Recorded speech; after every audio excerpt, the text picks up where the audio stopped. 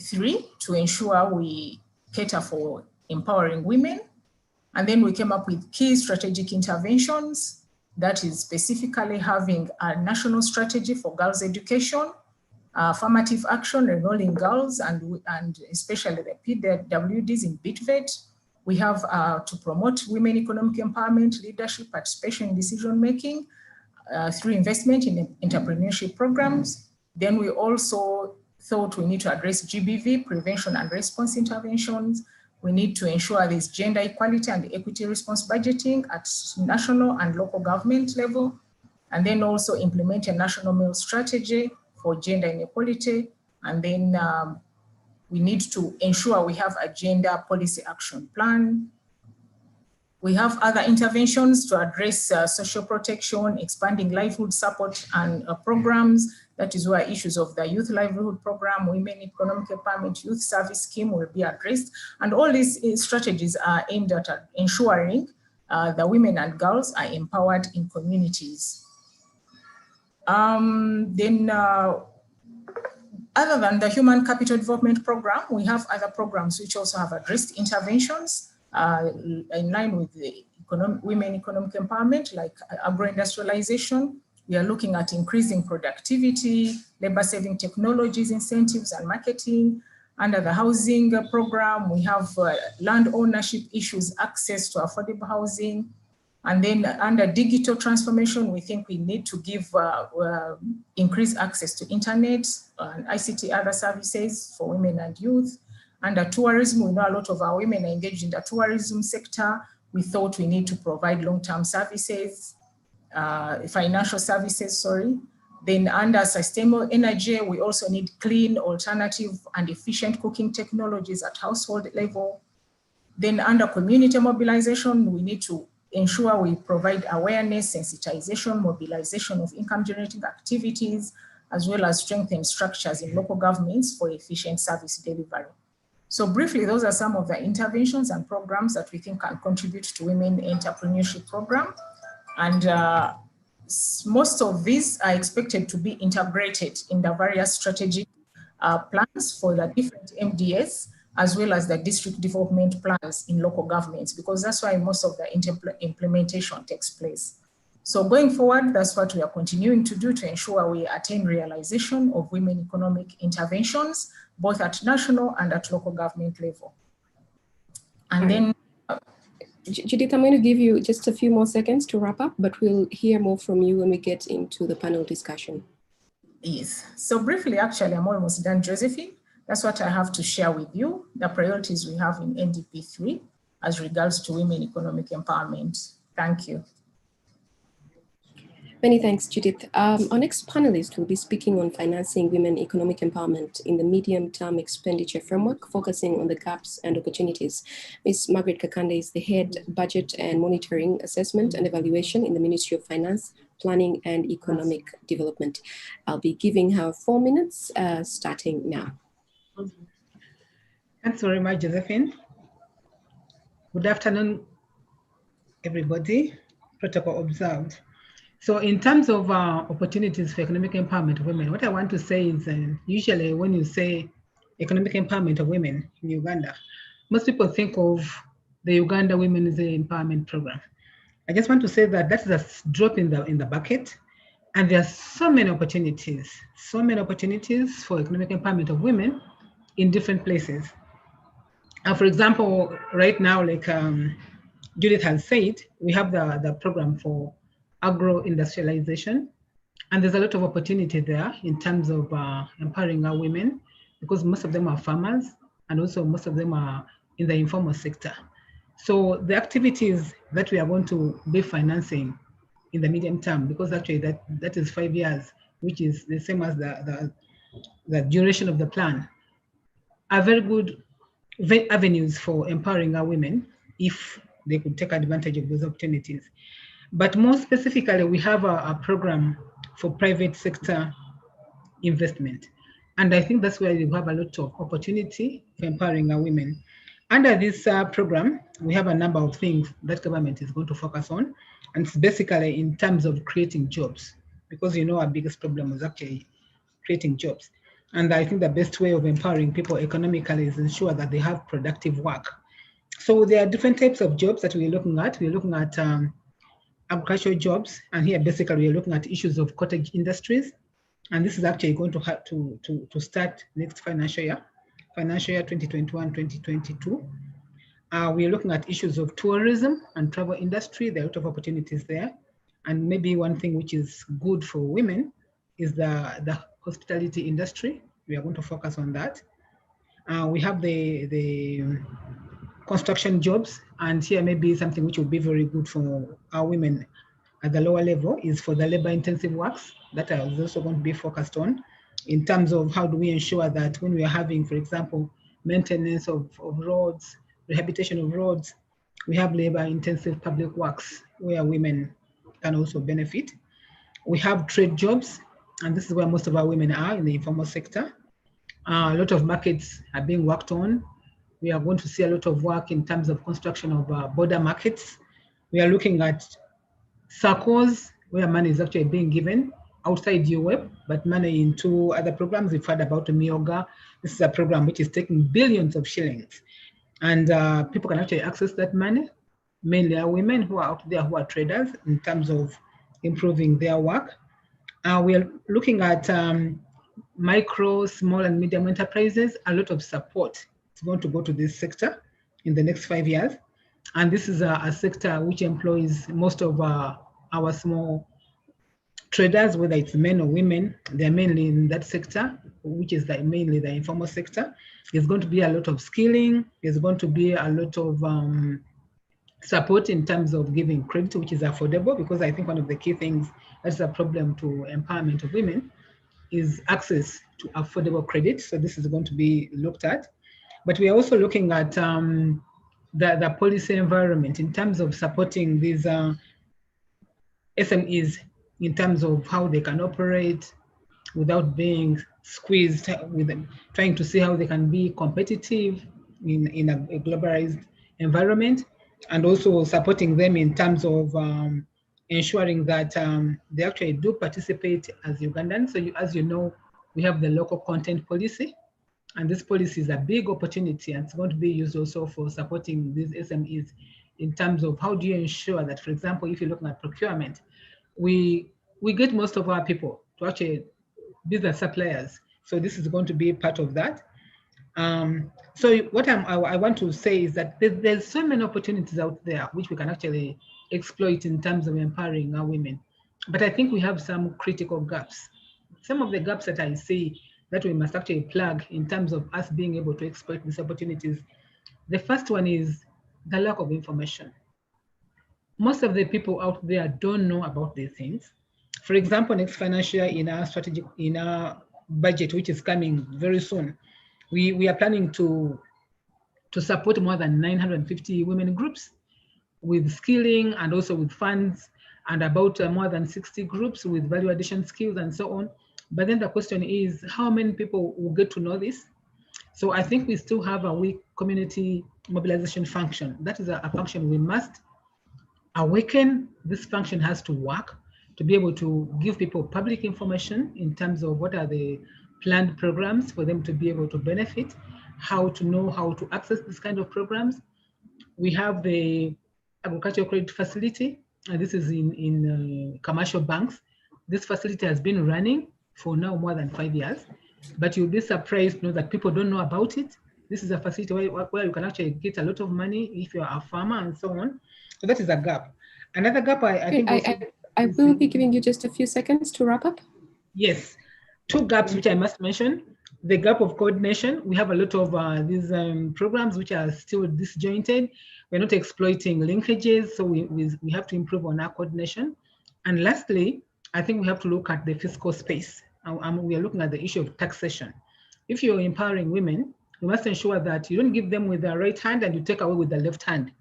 How do we look at the issue of taxation whereby we don't squeeze out these people who we are empowering? I think we're not doing enough in terms of looking at what are the gender implications for the tax regime. We must do a bit of work there in terms of analysis, and also how do we improve to ensure that people in the informal sector much as people say they're not being taxed, they are. There are so many taxes that people are paying. But how do we ensure that actually we improve that fiscal space for people whom we're empowering? Thank you, Josephine. Thank you very much, Margaret. We'll next hear from Ms. Emma Mugisha, who is the Executive Director at Stanbic Bank, and she's going to be speaking on credit opportunities to spur women economic empowerment in Uganda and the strategies for effective utilization for business growth, and with a special focus on the SACCO Economic Restart Fund.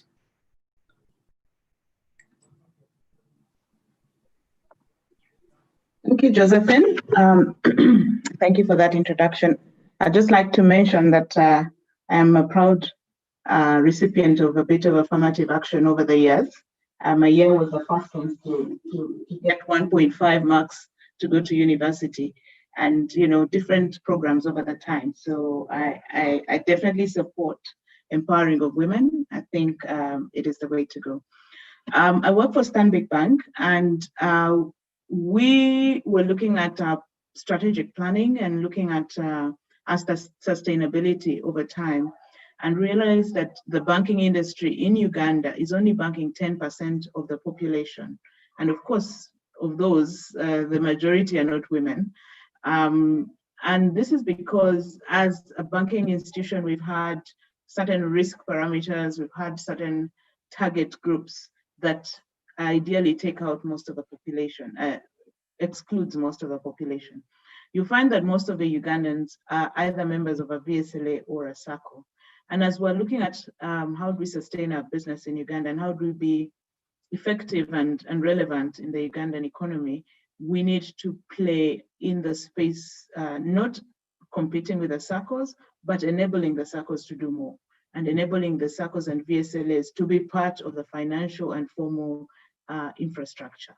So we came up with a program, which we're calling the Economic Restart Fund. And I'll just put up one slide that will help me to help me to explain it.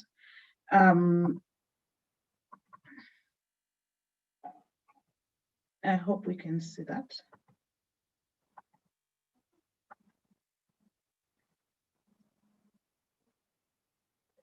So this Economic Restart Fund, Stanbic will be acting as a fund manager, as well as an implementing partner. So two parts of Stanbic will be involved in this process.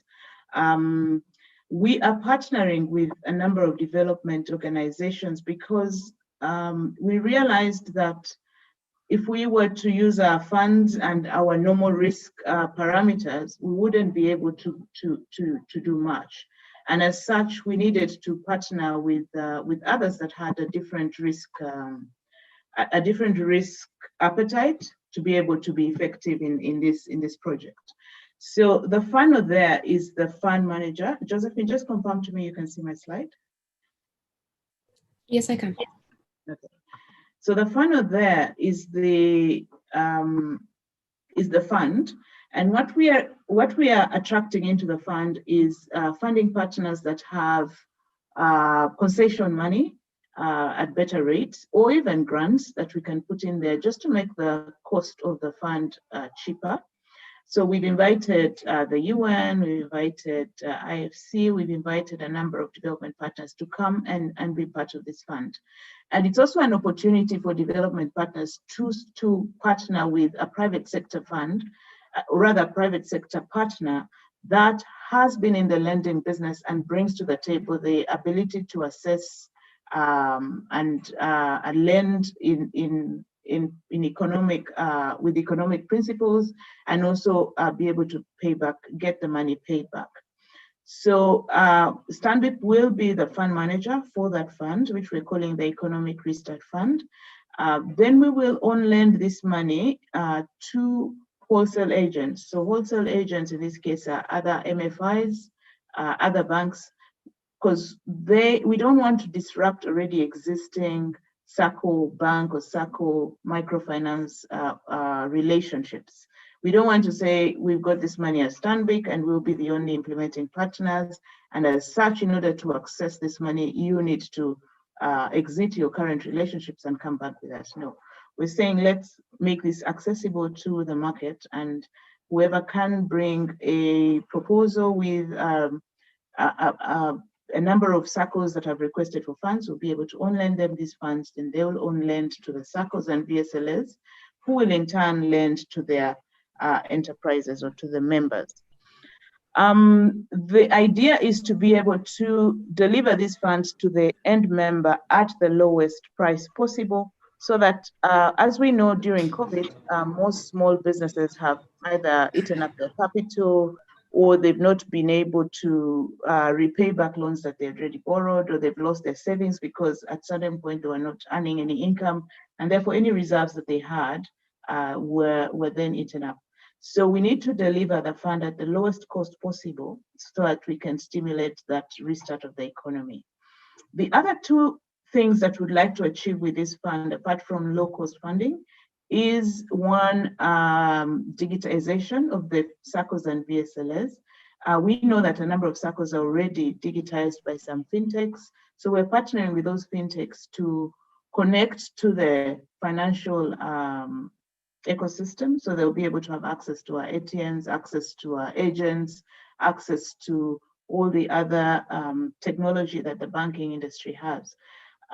Then the SACCOs that sign up to the different fintechs will have an ERP and get out of the paper and box. VSLs keep their money in a box.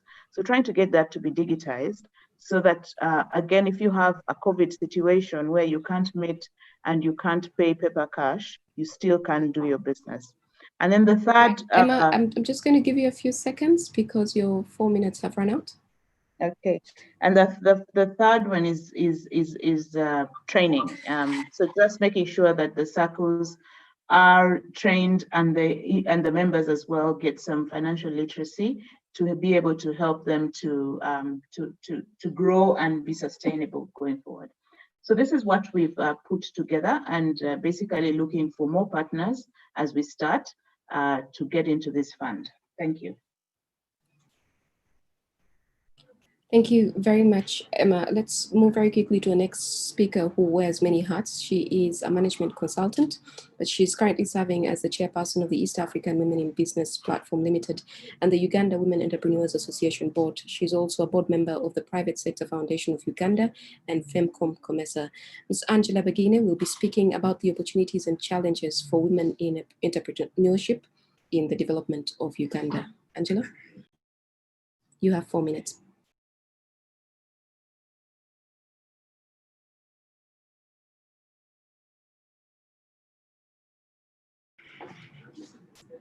Is Angela online?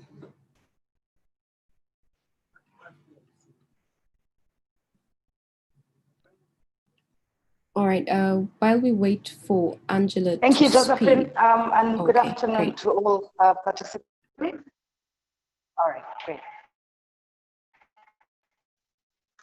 I'm happy to hear, and this discussion is an ongoing discussion to take center space within society and to grow. Now, the opportunities that abound for women are immense.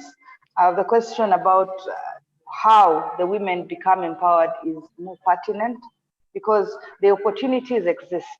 How do we identify which opportunities are there for women in entrepreneurship, and how do we then ensure that these opportunities are accessible by women across the country?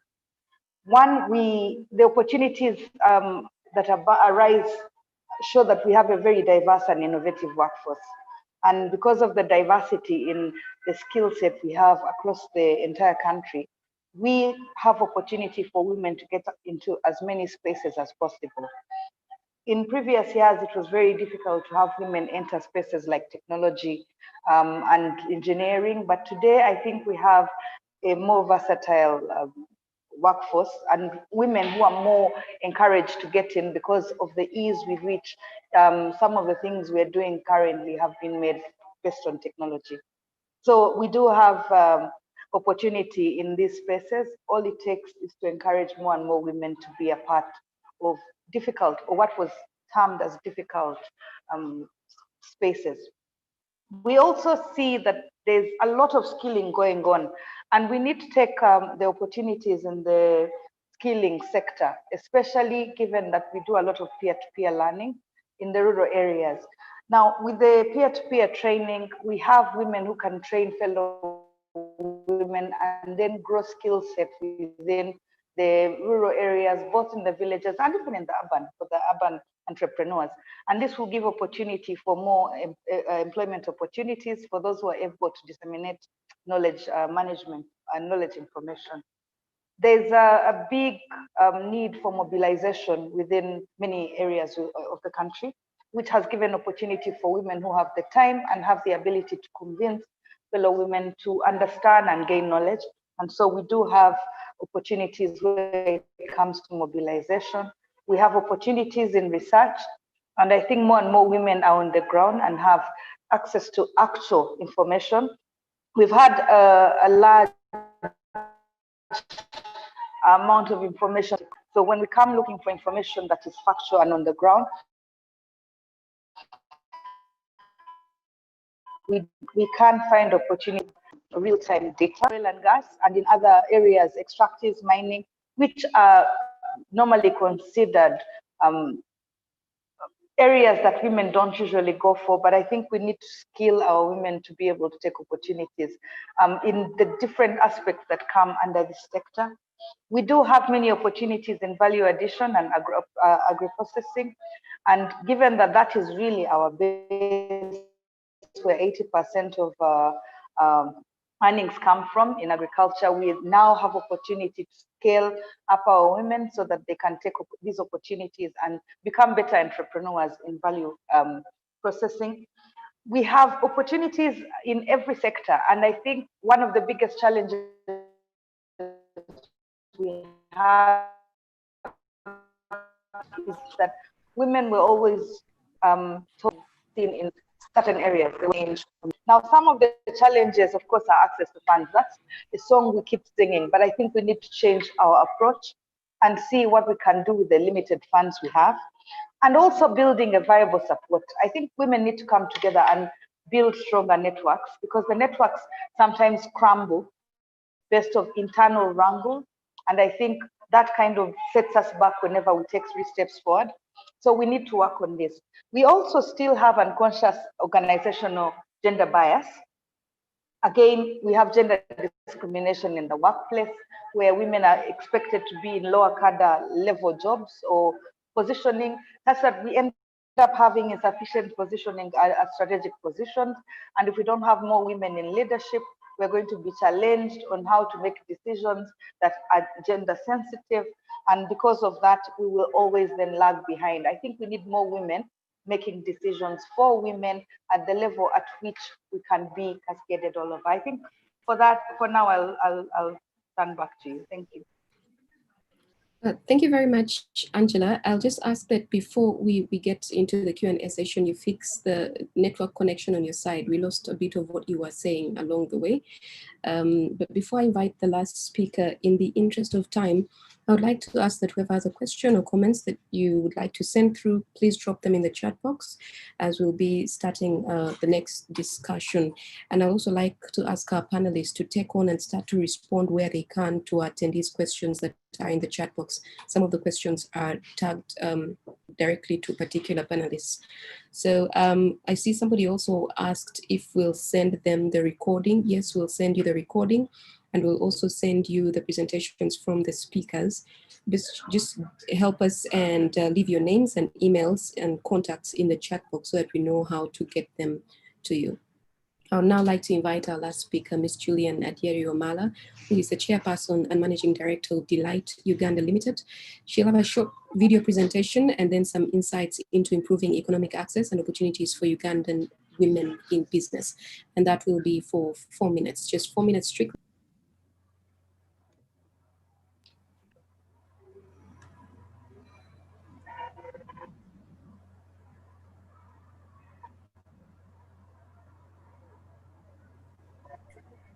I don't know if Ms. Julian Adieri can hear me.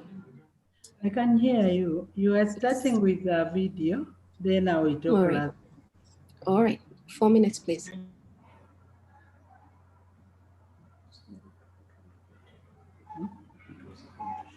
Hello. I sent the video earlier. It's you to put on the video, then I talk, I give my comments last. All right, if we can have the team that is working behind the scenes play that video for us, but as they start to play that, if you just like to start us through with the presentation, when you see it come along, we can then flow along with the video. It's okay. I'm Dr. Julia Najero Mala, CEO and founder of Delight Uganda Limited, a board member of Private Sector Foundation, chairperson of Nwea Fruit Growers Cooperative Society. I'm delighted to be here today, and I want to start by thanking our partners, UN Women and Nwea District. They enabled us to empower 2,000 young women. At least each of them has a garden, 1 acre of fruits, and they always intercrop with seasonal crops for short-term incomes and the long-term income that is from the fruits. I also thank Private Sector Foundation. They have supported us. At our Delight Farm Institute, we have a model. I really want to explain our model, whereby we put the women in groups of 25. We have up to 5,000 active farmers. 70% are women. And at least all of them, they have the short-term income and the long-term income, and they earn at least $1,000 per women. We managed to get for them land user rights from their husbands and clan leaders, since they are the poorest women, I can say, and they don't own land. And at the Delight Farm Institute, our mode of training is always practical, it's hands-on. We show you how to do it, and when you do it, you go home and you do it, then we create for you the market. And it has helped us, especially to achieve my dream of uplifting the socio-economic status of the rural poor women in Uganda. And because our training is we train in mindset change, agronomic practices, and doing farming as a business.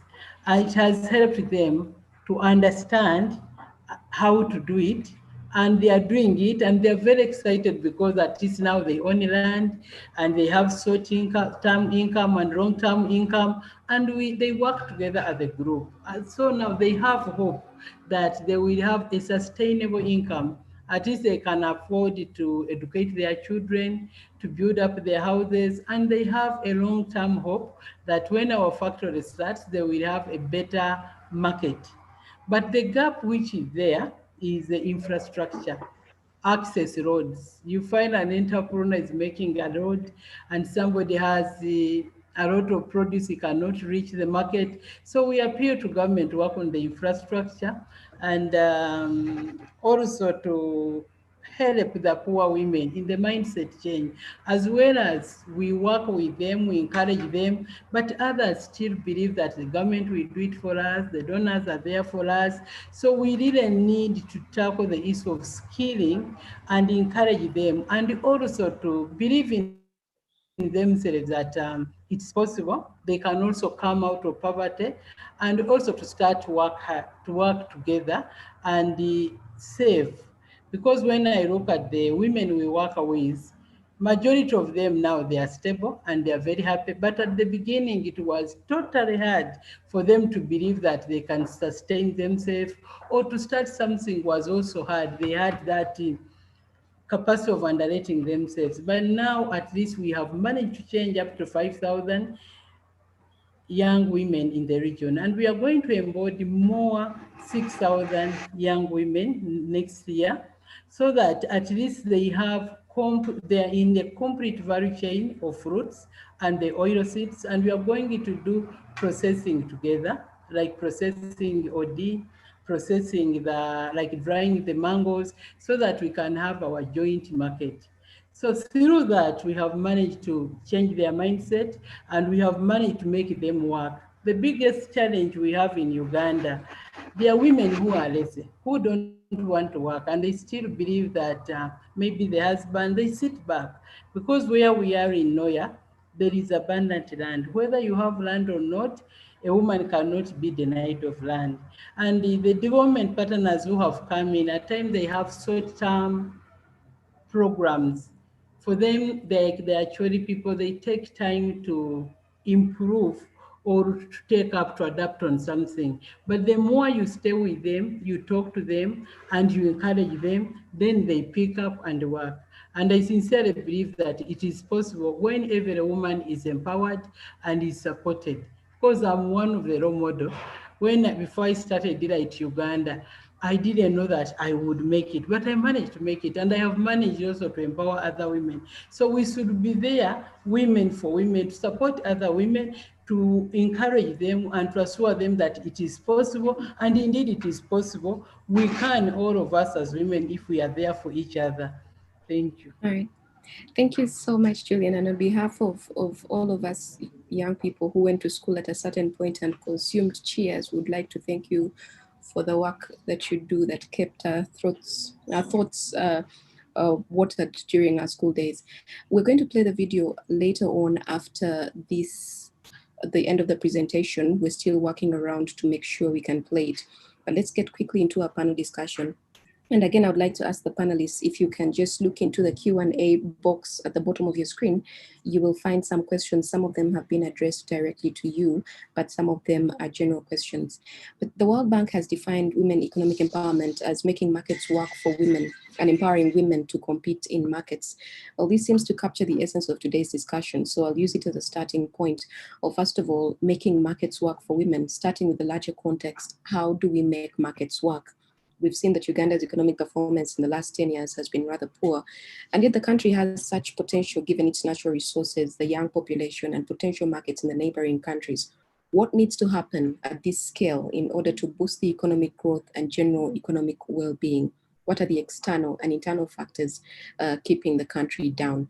And I'll leave that question open to whoever would like to take it. But perhaps, Angela, because I can see your screen open and I can see your face, if you'd like to go first. But I'll just give 1 minute for a response. Okay, thank you.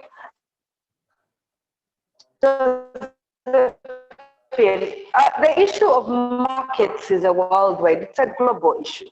The fact that the availability of food and the food basket of the produce we have in Uganda is humongous.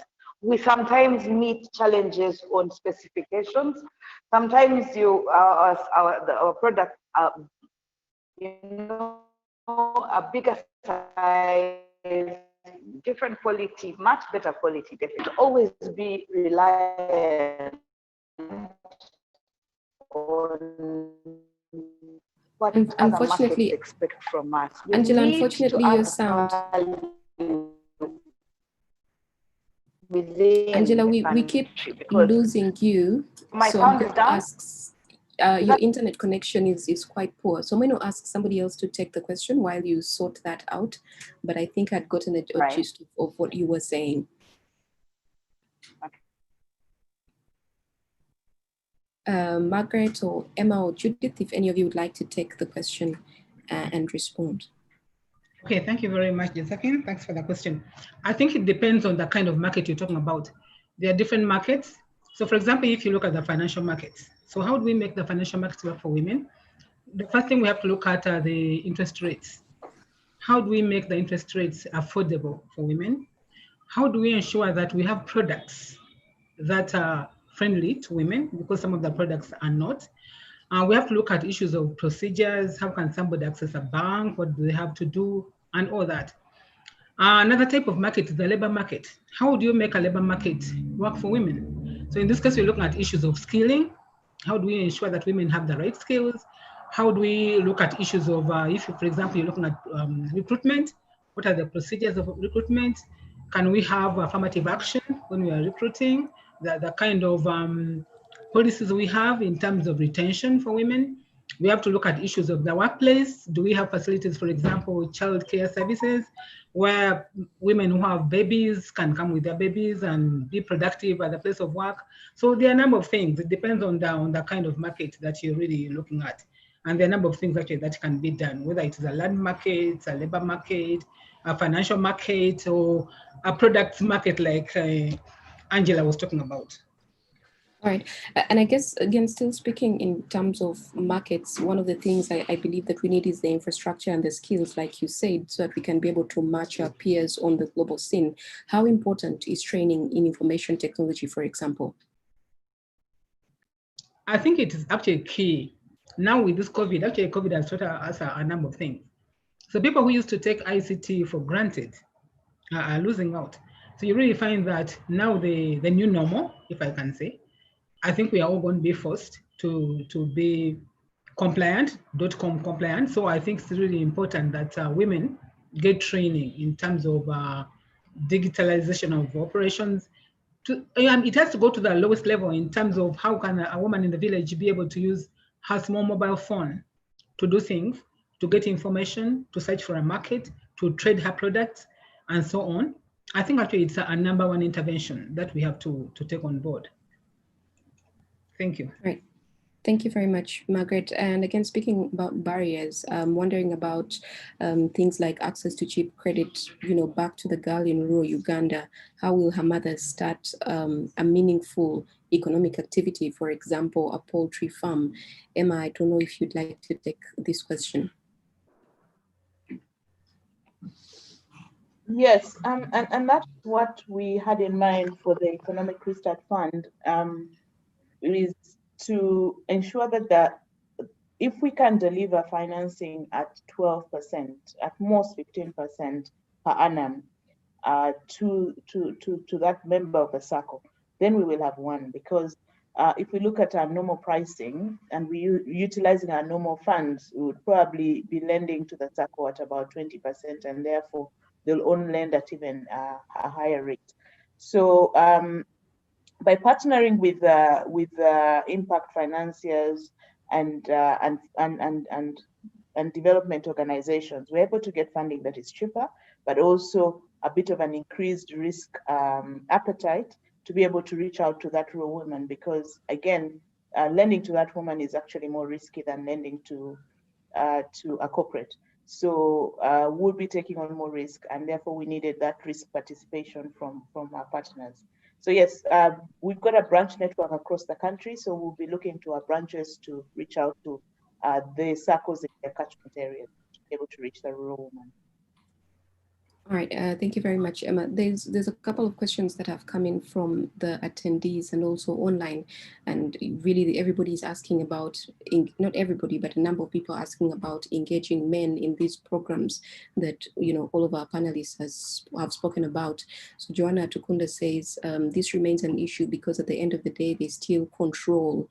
They still have the control, and if they're not informed, we're not really doing much. Who would like to speak about male engagement? I know there's quite a bit of talk about male champions, so let's have some conversation on that.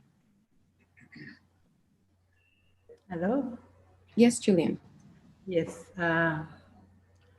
We have a model at Delight Farm Institute whereby we formed an association for supportive husbands, and we skill them and train them how to support their wives, and that's why they give the land user rights, and even they help them because we first train them in gender mainstreaming, and we assure them that whatever we bring home, all the projects for women will support the families. So after changing the mindset of the husbands, they become very supportive.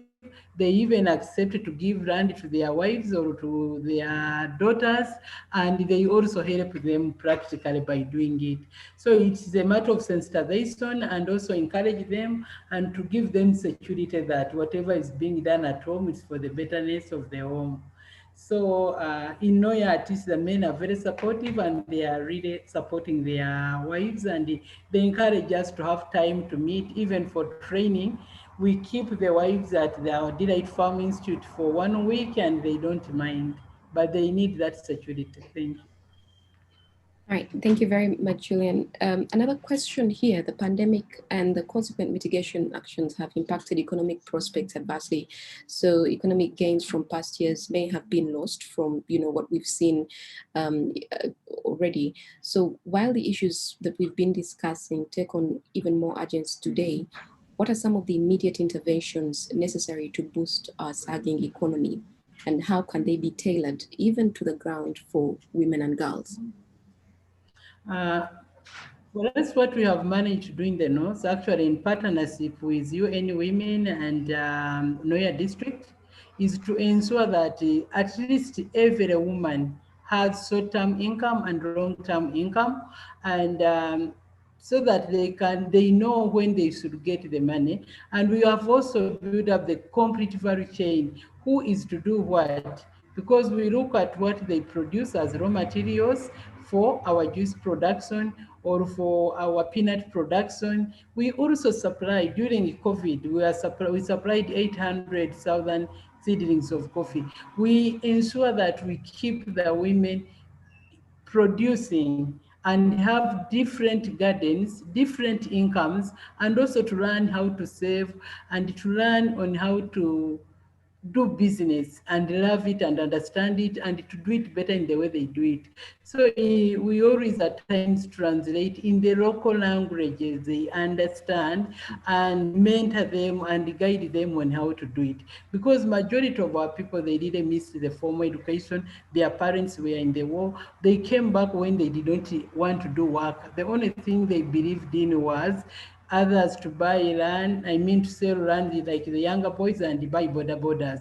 But now we have informed them and skilled them that the money is in farming and the money is in doing the short term and the long term, and concentrate on that and be consistent in their business they are doing, and also assured them of the market, because what's trained their women most is to produce and they fail to get the market. So once you assure them the market is available and you show them how to do it, and also you are doing it with them, because they don't want you to come and tell them do this, do this. So if your market will be their market and you also go to their gardens and you guide them and you direct them, I have seen a great growth, especially in the area where we are working. When you move around, you will see growth because we have planted the trees, have planted the fruits, and the women, they are sure that they are coming out of poverty. Thank you. All right. Thank you very much, Julian. I hope we can hear from the other speakers on this same question as they come in to take their questions. There's a question here for the PS, and the question is, what are the statistics for the empowerment parameters?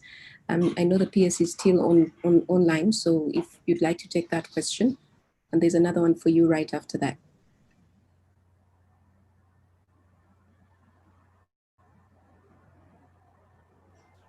Mr. Kibenge, I'm hoping you can hear me.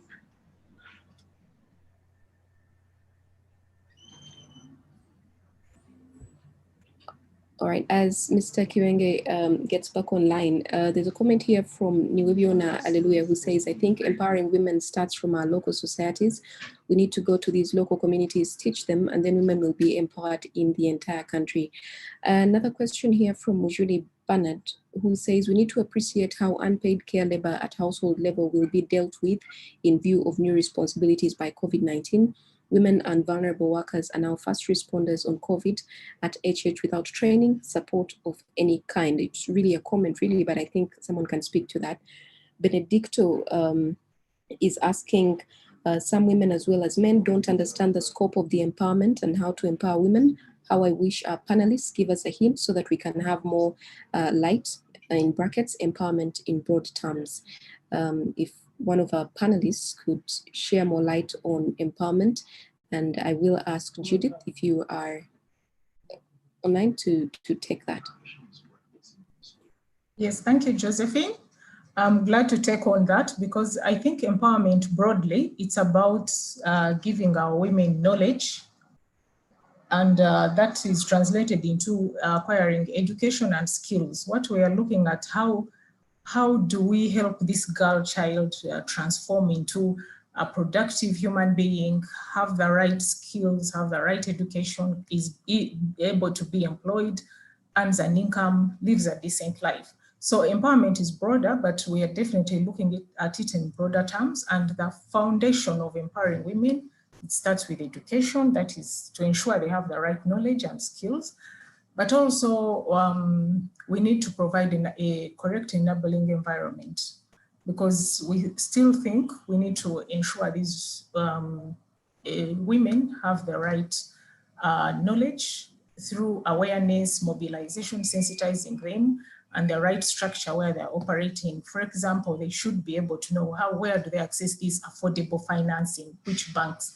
To the grassroots level, how do they access most of these services? If a MIOGA is available, how do they get involved in the mobilization of joining the circle, the groups, marketing their produce they're producing, they're engaged in? How do they package most of these products to access proper markets? How do they keep records of their books to ensure they manage their businesses and profits very well?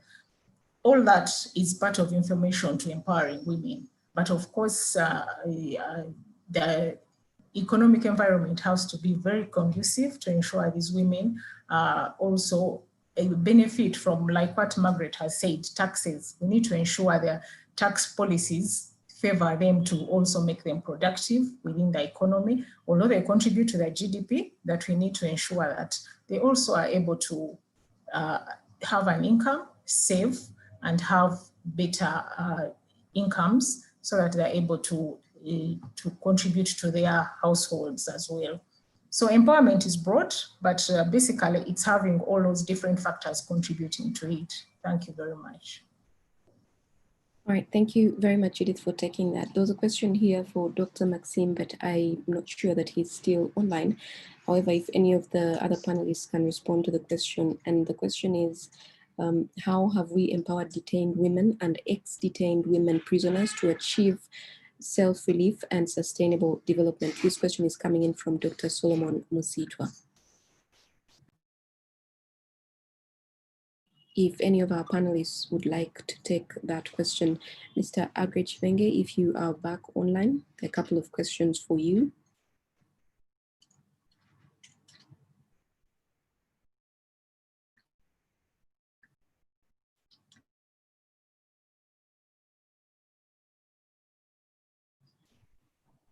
Yes, Margaret, your hand is up. All right, Mr. Agre is back on. Can we have Margaret first as I come back after her? No. Let Margaret submit, then I'll come back. All right. Thank you, Mr. Pierce. I just wanted to make a comment on empowerment. To me, an empowered person is a person who can make a decision. You want to do something, you can do it. It means you're empowered. Because I think what we see is we have so many people who are economically empowered, but they're not empowered. You know, a lot of women, they have money, but they can't make decisions on how that money has to be spent, how much has to be spent, and when. So to me, empowerment in a broader sense is actually being able to make a decision. Thank you very much, Margaret. Mr. Chivenge? Your microphone is muted. Sorry, it was muted. I can build on to what Margaret has said, but looking at the National Labor Force Survey, some of the statistics that we have and which we shared in the meeting I talked about last week is on the question of unemployment for women being a lot higher at 11.4% than that for men, which is only 8.2%. And in the case of the young women, it's put at 14.7% compared to 11.4% for the men. It's also said in that National Labor Force Survey that 13% of women are paid employees compared to 23.3% of men. As you can see, you have fewer of the women in there. However, it is said women have tripled their representation as paid employees since 2002. So given the various interventions that we have seen, we are progressively moving, although the speed is not what we would love to see. Hence, having this initiative which we are discussing. But also it said 80% of women are self-employed compared to 70% of the men.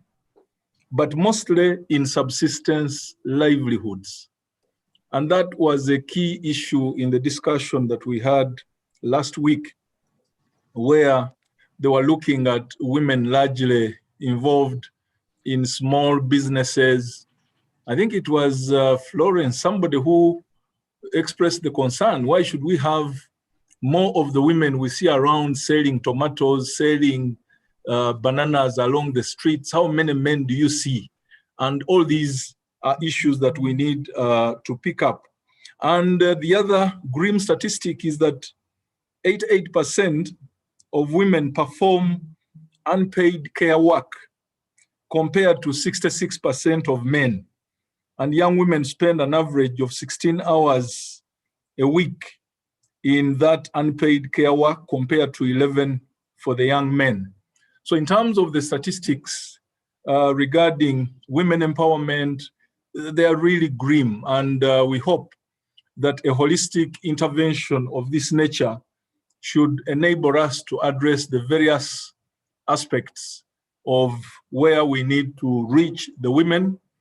There was an issue I saw in the question over the meaningful coordination at government level through the Ministry of Gender, Labor and Social Development. And we've been working together, of course, with NPA in guiding the planning process, and especially the mainstreaming of gender in all MDAs and government programs. I agree with Judith that we need to see gender mainstreaming and integration within at the national and the local government levels across all the NDP programs, and also to work with all key stakeholders. So our actually work is cut out as the lead Ministry for Gender, Labor and Social Development.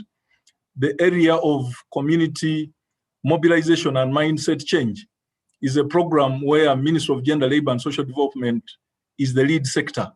And that enables us now to coordinate and work very closely with all actors, state and non-state actors, to ensure that we mainstream these issues in the programs at all levels. There was another question, the last one you raised, which I did not get well, the last one. The question that was for Dr. Maxime that I thought you might want to speak about, and they were asking how have we empowered detained women and ex-detained women prisoners to achieve self-relief and sustainable development?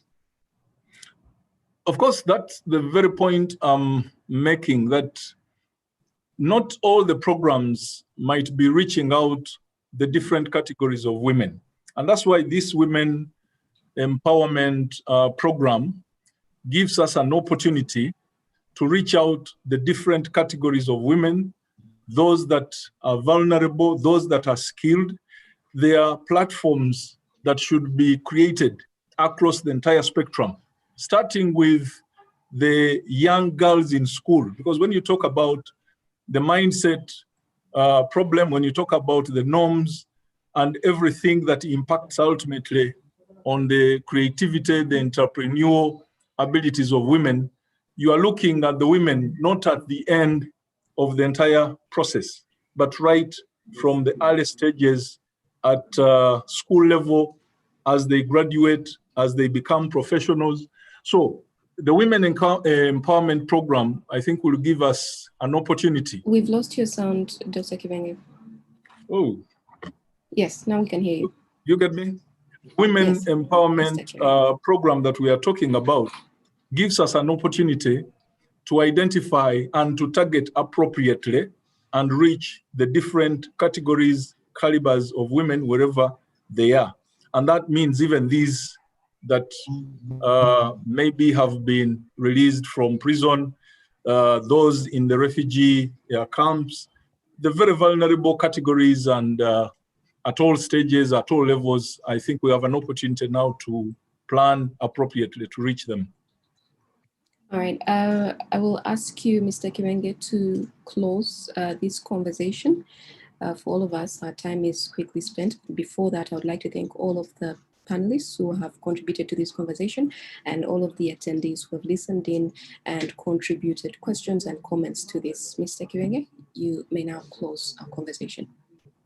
First of all, a big thank you to Josephine, the moderator, for the opportunity for us to widen the discussion, the participation and involvement of key stakeholders. We want to thank the World Bank and all the other development partners that have been working with government, and especially the Ministry of Gender, Labor and Social Development, UN Women, and all the other UN agencies for the opportunity to come together and look holistically at the issues of women. We've been implementing a number of interventions across government.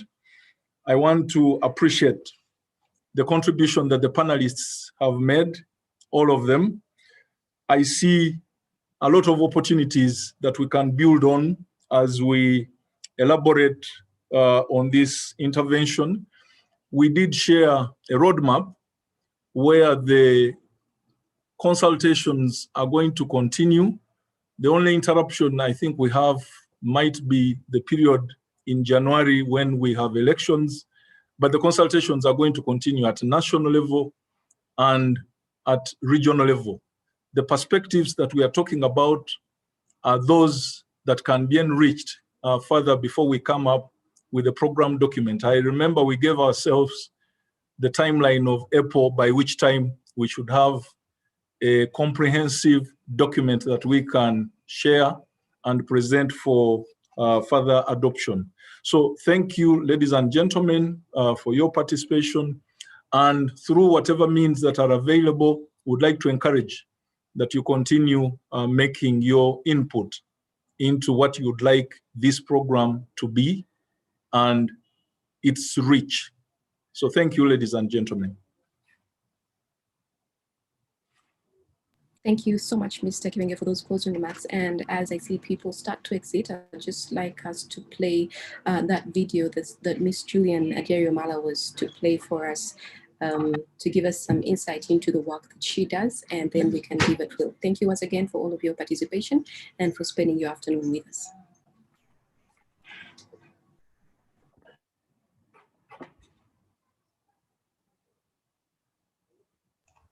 Thank you. Bye.